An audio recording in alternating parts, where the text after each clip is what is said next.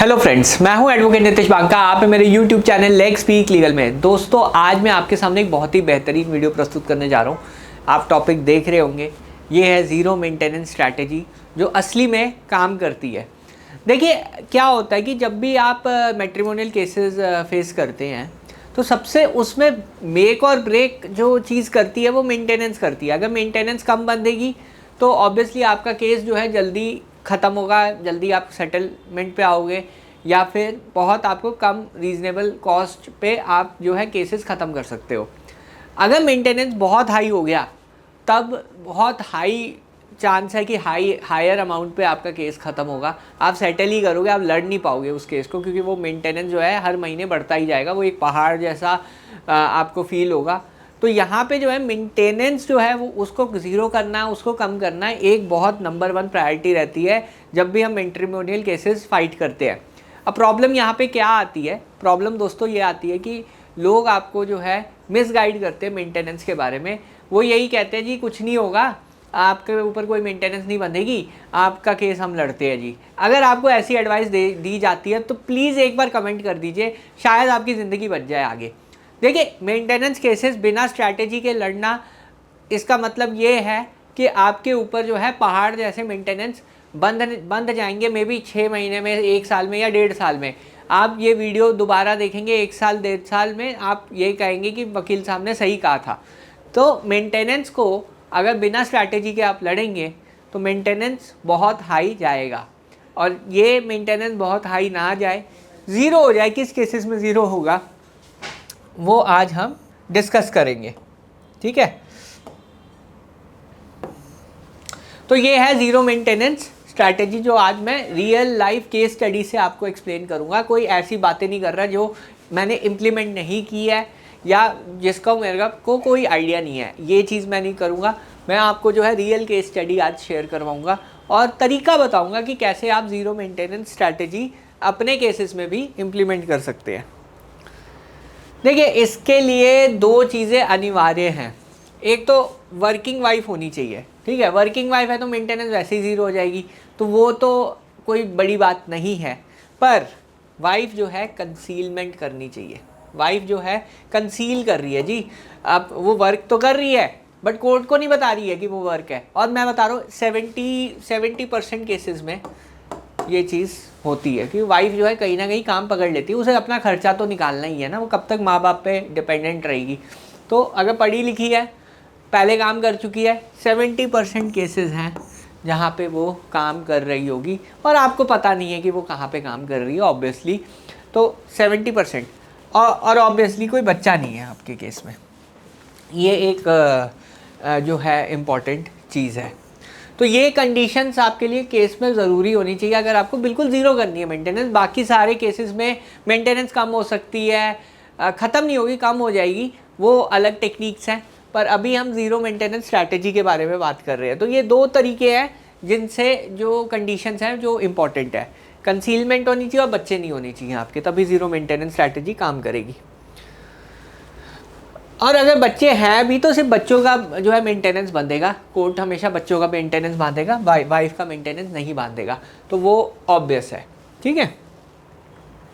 अब आ जाते हैं कि कैसे हमें पता चलेगा कि वाइफ जो है वर्किंग है। ये बहुत इंपॉर्टेंट क्वेश्चन है दोस्तों, कि आपको पता ही नहीं है कि वाइफ कहाँ पे वर्किंग है, किधर वर्किंग है जी, कहाँ काम पकड़ा हुआ है। सबसे इजी वे है सोशल मीडिया एंड इन्फॉर्मेशन। अगर आप थोड़ा सोशल मीडिया को ट्रैक करेंगे, इवन आप लिंक्डइन ट्रैक करेंगे, आपको आइडिया हो जाएगा कि वाइफ जो है यहाँ पे वर्किंग है। कई बार वाइफ जो है लिंक्डइन पे अपलोड कर देती है। एक हमारे कोई क्लाइंट थे, उन्होंने जो है मेरे को लिंक्डइन की प्रोफाइल भेजी थी, एज इट इज़ मैंने प्रोफाइल लगा दी थी। सुप्रीम कोर्ट में केस चल रहा था, तो वहाँ पे हमने कोर्ट को यही बताया कि वाइफ ने जो है यूएस शिफ्ट हो गई है, उसने यूएसए में जो है काम पकड़ लिया है। तो सुप्रीम कोर्ट ने ज़ीरो मेंटेनेंस कर दी उस केस में, ठीक है। तो यहाँ पे जो है लिंक्डइन एक ऑप्शन है, इंस्टाग्राम है। इंस्टाग्राम में सपोज़ वो आउटिंग करती है अपने कोलीग्स के साथ, तो आपको पता चल सकता है कि वो कहाँ पे वर्किंग है। मे बी उसने इनडायरेक्ट वे में उसने पोस्ट कर दिया इंस्टाग्राम या एफबी पे। तो ये सब चीज़ें ट्रैक करना किसका काम है? आपका काम है। आपको ये सब ट्रैक करके इन्फॉर्मेशन देनी होगी, और तभी आपका जो है सोशल मीडिया इन्फॉर्मेशन से आप वो कंसीलमेंट आप निकाल सकते हैं। दूसरा है बैंक स्टेटमेंट। अब दोस्तों आपके मन में ये सवाल होगा कि अब बैंक स्टेटमेंट कहाँ से लाएं हम। देखिए, आपको बैंक स्टेटमेंट लाने की ज़रूरत नहीं है, पर बैंक की इन्फॉर्मेशन तो आप ला सकते हैं ना कहीं से। अब कई बार क्या होता है, वाइफ जो होती है फ्रीलांसिंग कर रही होती है, वो जो है जॉब नहीं कर रही होती, फ्रीलांसिंग कर रही होती है। कई केसेस में होता है, छोटा मोटा काम पकड़ लेती है। तो एज अ डमी कस्टमर बन के आप जा सकते हो और बैंक इन्फॉर्मेशन ले सकते हो। ठीक है, आप अगर बैंक इन्फॉर्मेशन उससे ले लोगे तो एक बैंक अकाउंट और कोर्ट को दिखा सकते हो कि ये बैंक अकाउंट भी वाइफ मेंटेन कर रही है। वो बैंक अकाउंट कैसे निकलेगा मैं आपको बताऊंगा। आपको कोई वो वैसे नहीं करने की ज़रूरत कि बैंक जाओ और मेरे को इन्फॉर्मेशन दे दो, ऐसे गलत तरीके अपनाने की ज़रूरत नहीं है, सिर्फ इन्फॉर्मेशन चाहिए आपको।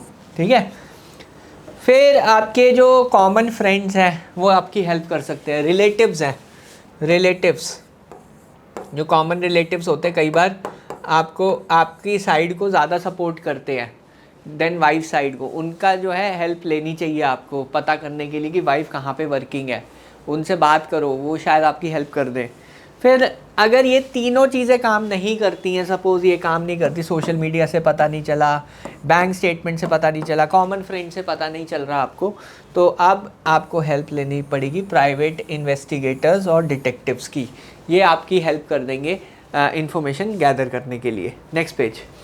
अब देखिए, इसमें जो है आपको मैं ये नहीं सजेस्ट कर रहा कि कोई इलीगल वे से आप ये इन्फॉर्मेशन गैदर करो।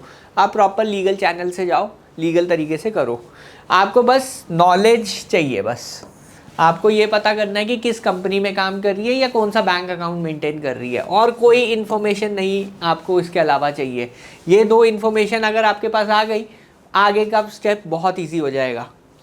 आपको क्या करना है इसमें, जब आपके पास इन्फो आ गई, आपके पास पता चल गया कि वाइफ यहाँ पे काम कर रही है, इन्फो आ गई आपके पास, तो आपको दो चीज़ें करनी है, दो नहीं एक ही चीज़ करनी है। 91 की एक एप्लीकेशन डालनी है या 94 BNS जो अभी नया लॉ है उसके अकॉर्डिंग आपको एक एप्लीकेशन कोर्ट के अंदर डालनी है जी। कोर्ट को ये बताना है कि जनाब मेरे को ये पता चला कि ये यहाँ पे वर्किंग है या ये बैंक अकाउंट मेंटेन कर रही है, कृपया जो है आप जो है ये एप्लीकेशन कबूल कीजिए। कोर्ट क्या करेगा, कोर्ट दो चीज़ें कर सकता है इसमें।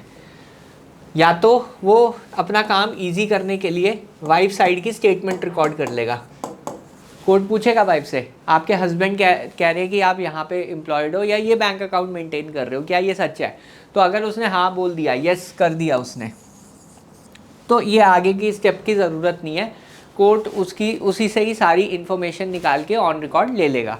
या फिर कोर्ट जो है इशू करेगा समन्स उसके जो भी बैंक अकाउंट्स हैं या फिर एम्प्लॉयर को। तो कोर्ट जो है जनरली अपना काम आसान करने के लिए स्टेटमेंट ही रिकॉर्ड करते हैं। ये पहले वाले तरीके से सारी इन्फॉर्मेशन आ जाती है और 90% केसेस में आ जाती है। सिर्फ 10% केसेस है जिसमें बहुत कोर्ट को मेहनत करनी है, उसमें कोर्ट फिर बहुत सीरियस होता है। अगर इन्फॉर्मेशन आ गई तो 340 की भी कार्रवाई कोर्ट शुरू कर सकता है उस केस में, क्योंकि आपने कोर्ट ने जब पूछा, आपने वॉलंटरी डिस्क्लोज नहीं किया और कोर्ट को मेहनत करनी पड़ी, कोर्ट को सम्मन करने पड़े रिकॉर्ड, तो कोर्ट परजुरी के लिए भी रेकमेंड कर सकता है वो केस को। ठीक है, अब मैं केस लॉ डिस्कस करूंगा। रियल लाइफ केस स्टडी है जिसमें मेंटेनेंस एक्चुअली में इस तरीके से ज़ीरो हुई है, वो मैं डिस्कस करूंगा। देखिए, इसमें जो है वाइफ 10,000 पर मंथ का मेंटेनेंस बोल रही थी और मेरे को जो है ये एम्प्लॉयड है, सोर्स ऑफ इनकम नहीं है। फिर इसने जो है बैंक स्टेटमेंट जो है छुपाई हुई थी। ठीक है, हमने कहा कि जी जो हमने 91 CRPC मूव की, रिकॉर्ड कॉल किए कि जी वाइफ जो है कहीं वर्किंग है, वाइफ वर्किंग है रिसेप्शनिस्ट।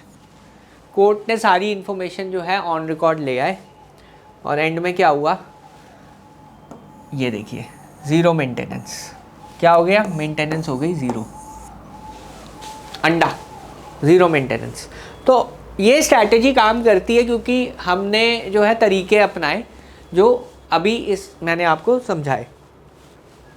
तो ये जो है पूरी ज़ीरो मेंटेनेंस स्ट्रैटेजी है जो कि काम करती है हमेशा। और अगर आपको इसके लिए रिलेटेड केस स्टडी चाहिए तो डिस्क्रिप्शन बॉक्स में आप चेक करिए, ये सारी केस स्टडीज़ अवेलेबल है वहाँ पे, तो वहाँ से आप देख सकते हैं। और अगर आपको मेरे से कनेक्ट भी होना है, वो भी डिस्क्रिप्शन बॉक्स में लिंक पे वहाँ पे है, तो वहाँ से आप कनेक्ट भी हो सकते हैं। तो बहरहाल वीडियो देखने के लिए बहुत बहुत धन्यवाद। अगर आपको ये वीडियो पसंद आई है तो प्लीज़ मेरे चैनल को सब्सक्राइब कीजिए, वीडियो को लाइक कीजिए। धन्यवाद, थैंक यू वेरी मच।